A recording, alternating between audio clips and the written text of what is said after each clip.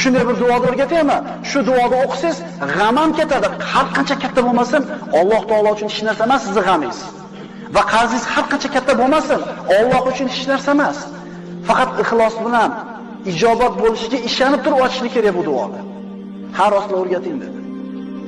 Payg'ambarimiz nima o'rgatyapti? Tong ottirsiz yoki kech kirgizsiz, ya'ni ikki mahal, ertalab va kechki payt. Allohumma inni a'udhu bika minal hammi wal hazan va a'udhu bika minal ajzi wal kasal va a'udhu bika minal jubni wal bukhl va a'udhu bika min ghalabati ad-dayni va qahri rijal. Faqat iymon bilan, e'tiqod bilan ijobat bo'lishiga ishonib turib, Parvardigoro, men sendan g'am va qayg'udan panoh tilayman. Ojizlik va yalqonlikdan panoh tilayman. Qo'rqoqlik va baxillikdan panoh tilayman. Qarzlarga yengilib qolishlikdan va kishilarning